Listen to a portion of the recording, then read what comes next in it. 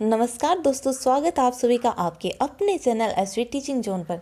देखिए दोस्तों, हम पढ़ रहे थे पीरियोडिक टेबल और हमने अब तक पीरियोडिक टेबल के एस ब्लॉक कर लिया, इसकी कुछ प्रॉपर्टीज़ कर ली और इसके बाद में हमने पी ब्लॉक भी कर लिया, स्टार्ट कर लिया। पी ब्लॉक में हम लास्ट बचा है ग्रुप नंबर 18। तो आज हम पढ़ेंगे ग्रुप नंबर 18 को।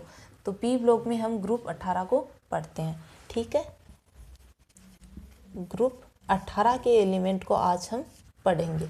देखिए दोस्तों, ग्रुप 18 है, जैसे ग्रुप 13 से लेकर 17 तक था, वो कौन से आवर्त से शुरू हो रहा था? आवर्त नंबर 2 से। लेकिन ग्रुप 18 है वो कौन से आवर्त से शुरू हो रहा है? आवर्त नंबर 1 से, ठीक है। और एक आवर्त नंबर 1 में इसमें कौन आता है? हीलियम, ठीक है, हीलियम।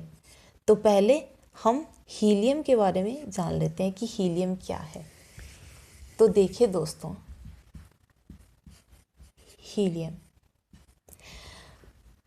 हीलियम का यूज क्या है? हीलियम कितने नंबर पे आता है? इसका परमाणु क्रमांक कितना है? 2, ठीक है। हीलियम एक निष्क्रिय गैस है, क्योंकि आज हम ग्रुप 18 में जो भी एलिमेंट हम पढ़ने वाले हैं वो निष्क्रिय गैस हैं। इन्हें अक्रिय गैस भी कहते हैं। इन्हें निष्क्रिय, अक्रिय, उत्कृष्ट गैस, नोबल गैस, इनका बहुत सारा नाम है। तो देखिए, हम पहले लिख लेते हैं इनको क्या क्या नाम से बोलते हैं। अक्रिय गैस बोलते हैं। अक्रिय या निष्क्रिय तो एक ही हो गई ना, निष्क्रिय। उत्कृष्ट गैस बोलते हैं, उत्कृष्ट गैस बोलते हैं। इन्हीं को नोबल गैस भी बोलते हैं, ठीक है। तो ये इनके नाम हैं, ठीक है। अब देखिए, हम हीलियम को पढ़ेंगे। तो हीलियम का यूज़ कहाँ होता है? वायुयानों में। वायुयानों में किसका यूज़ होता है? हीलियम का। हीलियम का यूज़ वायुयानों में होता है। क्यों होता है? क्योंकि ये है अक्रिय है, निष्क्रिय है। अब ऐसे मत समझना कि हीलियम हल्की गैस होती है तो हल्की है इसलिए वायुयानों में इसका यूज़ होता है, ऐसा नहीं है। अब हल्की के कारण थोड़ी होता है। हल्की होगी तो वायुयान है वो इतने लोगों को, इतने भारी सामान को, इतने लोगों को लेके जा सकता है, तो वो गैस को तो ले ही जा सकता है ना।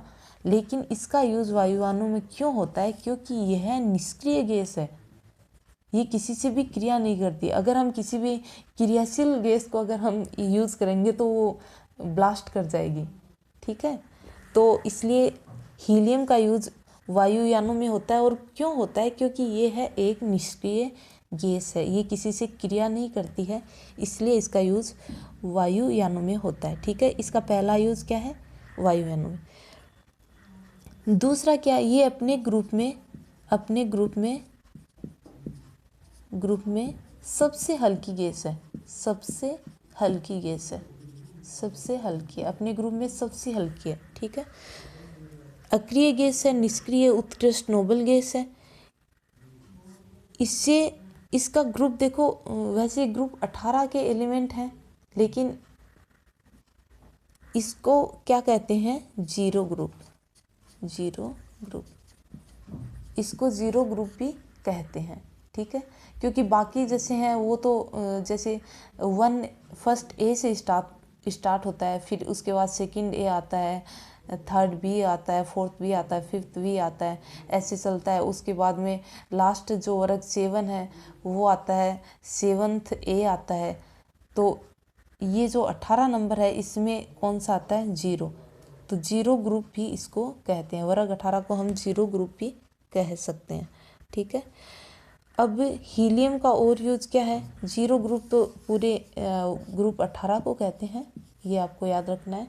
तो हीलियम का और यूज क्या है कि इसको विद्युत बल्ब में यूज किया जाता है, विद्युत बल्ब में। विद्युत बल्ब में किसका यूज किया जाता है? हीलियम का यूज किया जाता है।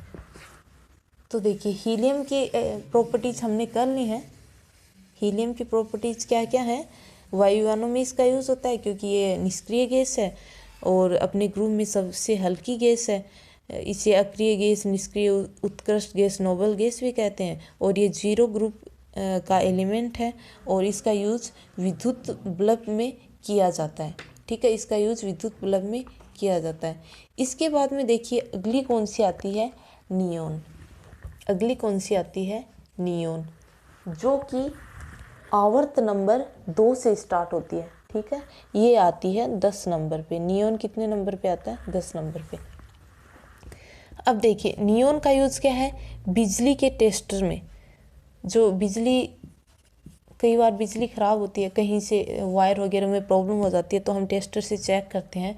तो उस टेस्टर में किसका यूज़ किया जाता है, टेस्टर में नियोन का यूज़ किया जाता है। टेस्टर में, बिजली के टेस्टर में यूज़। ठीक है, तो टेस्टर में किसका यूज़ किया जाता है, नियोन का।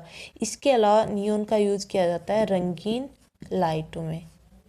जो कलरफुल लाइट होती हैं उनमें किसका यूज़ किया जाता है, नियोन का। ठीक है, तो देखिए नियोन की बस ये 2 प्रॉपर्टी आपको याद रखनी है। इसके बाद में कौन सा आता है, नियोन के बाद में कौन आता है, आर्गन। ठीक है, आर्गन। आर्गन का क्या यूज़ है, मरकरी में यूज़। जो आजकल, पहले विद्युत बल्ब आते थे, आजकल मरकरी आने लगी हैं, जो लाइट का सेविंग करती है, जो लाइट को सेव करती हैं। तो मरकरी में किसका यूज़ होता है, मरकरी में आर्गन का यूज़ होता है। ठीक है, मरकरी में आर्गन का यूज़ होता है। और ये जो आर्गन गैस है, ये इस ग्रुप में सबसे अधिक प्रेजेंट रहती है, सर्वाधिक मात्रा में ये प्रेजेंट रहती है, सर्वाधिक पाई जाती है, सर्वाधिक पाई जाती है। ठीक है, आर्गन है वो मरकरी में यूज़ की जाती है, और ये सर्वाधिक, अपने ग्रुप के जो एलिमेंट है उनमें सर्वाधिक मात्रा में यही होती है। ठीक है, आर्गन। इसके बाद में, आर्गन के बाद में कौन सा आता है, क्रिप्टॉन। क्रिप्टॉन, तो देखिए क्रिप्टॉन का कुछ प्रॉपर्टी है नहीं स्पेशल, जो एग्जाम में पूछी जाए, तो उसके बाद में हम कर लेते हैं। नहीं सॉरी, क्रिप्टॉन तो कुछ स्पेशल प्रॉपर्टी है नहीं, तो इसके बाद में हम कर लेते हैं जीनोन। ठीक है, इसके बाद में हम कर लेते हैं जीनोन। देखिए, तो जीनोन कितने नंबर पे आता है दोस्तों, जीनोन आता है 54 पे। मैं भी क्या बोल रही हूँ, 54 पे। तो देखिए जीनोन से पहले कौन आता है, क्रिप्टॉन। देखिए पहले इसमें कौन आता है, हीलियम, फिर नियोन, फिर आर्गन, फिर क्रिप्टॉन, फिर जीनोन। तो हमने आर्गन तक कर लिया, लेकिन क्रिप्टॉन है, जो क्रिप्टॉन है, इसकी कुछ खास प्रॉपर्टीज है नहीं जो एग्ज़ाम में पूछी जाएं, इसलिए हम अब पढ़ेंगे जीनोन को। ठीक है, अब पढ़ेंगे हम जीनोन को। तो जीनोन किस पे आता है, 54 पे। तो देखिए जीनोन का यूज़ क्या होता है कि यह एक क्रियाशील है, क्रियाशील गैस है जीनोन। ये क्या करती है, ये आसानी से क्रिया कर लेती है, क्रिया कर लेती है। अब देखिए वैसे ये सभी जो उत्कृष्ट गैसें हैं, नोबल गैसें हैं, इनमें अक्रिय गैसें बोलते हैं इनको, लेकिन ये एक ऐसी गैस है जो क्रिया कर लेती है। ठीक है, ये क्रिया कर लेती है और यौगिक बना लेती है, क्रिया करके ये यौगिक का निर्माण कर लेती है। वरना तो देखो वायुयानों में इसको भी भरा जा सकता था, लेकिन ये यूज किया जा सकता था, लेकिन ये तो क्रिया कर लेती है, तो फिर ब्लास्ट हो जाएगा ना।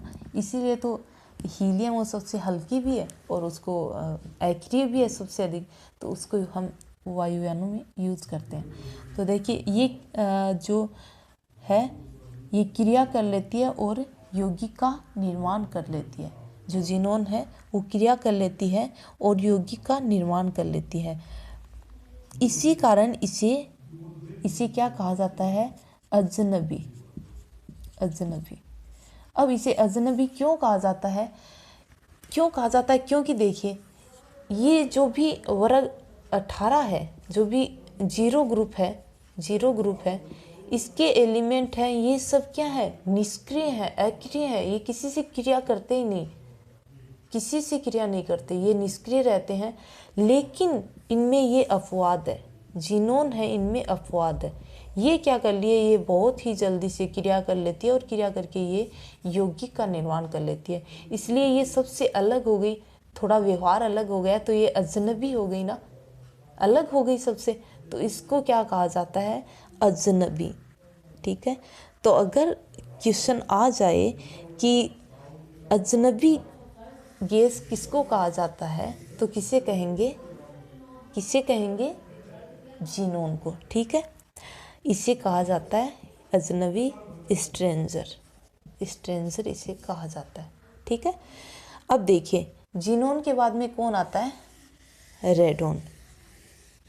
जीनोन के बाद में कौन आता है, रेडोन। रेडोन कितने नंबर पे आता है, 86 पे रेडोन आता है। ठीक है, ये इतने आगे तो मुझे भी नहीं याद है, 86 पे ही आता है रेडोन आई थिंक। अब देखिए रेडोन की क्या प्रॉपर्टी है, ये है कृत्रिम गैस है, ये कृत्रिम गैस है, नेचुरल नहीं है। बाकी जो भी हैं वो नेचुरल हैं, लेकिन ये है क्या है, कृत्रिम है, इसको बनाया गया है। ये सभी गैसों में, सभी जितनी भी गैस है, सभी गैसों में सबसे भारी है, सबसे भारी है, सबसे भारी है। सबसे हल्की कौन सी है, हीलियम है, और सबसे भारी कौन सी है, रेडोन है। ठीक है, और सबसे कम मात्रा में पाई जाती है, सबसे कम मात्रा में पाई जाती है, सबसे कम मात्रा में पाई जाती है में परसेंट। और सबसे अधिक मात्रा में कौन पाई जाती है, सबसे अधिक मात्रा में कौन पाई जाती है, आर्गन। बताया ना मैंने अभी आपको कि सबसे अधिक मात्रा में कौन पाई जाती है, आर्गन। तो सबसे कम मात्रा में कौन सी पाई जाती है, रेडोन। सभी गैसों में सबसे भारी है रेडोन और सबसे हल्की है हीलियम। ठीक है, अब इसका यूज़ क्या है, इसका यूज़ है गाड़ियों की हेडलाइट में,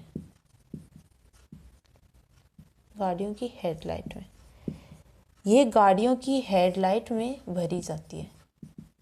जो गाड़ियों की हेडलाइट होती है उसमें कौन सी गैस भरी जाती है, तो उसमें रेडोन गैस भरी जाती है। ठीक है दोस्तों, तो देखिए ये हमने कर लिया है पूरा पी ब्लॉक एलिमेंट है उनको हमने कंप्लीट कर लिया है आज। तो देखिए दोस्तों, हमारा जो आवर्त सारणी की बेसिक प्रॉपर्टीज़ हैं वो कंप्लीट हो गई हैं। उसके बाद में हमारा एस ब्लॉक एलिमेंट है वो कंप्लीट हो गए हैं। इसके बाद में आज हमारा पी ब्लॉक एलिमेंट भी कंप्लीट हो गए हैं। अब इनमें आपको अगर किसी को भी कोई भी प्रॉब्लम हो तो आप कमेंट सेक्शन में ज़रूर बताएं, और अगर आपको कोई डाउट हो तो ज़रूर पूछें और आप अपने सुझाव ज़रूर दें। ठीक है, और अगर आपको वीडियो पसंद आया हो तो आप इसे लाइक, शेयर और सब्सक्राइब ज़रूर करें, और शेयर ज़रूर करें ताकि ये जिसको भी इसकी ज़रूरत हो वहाँ तक ये पहुँच सके। ठीक है, तो आज के लिए बस इतना ही। थैंक यू सो मच, मिलते हैं नेक्स्ट वीडियो में। तब तक के लिए अपना ख्याल रखिए और खुश रहिए।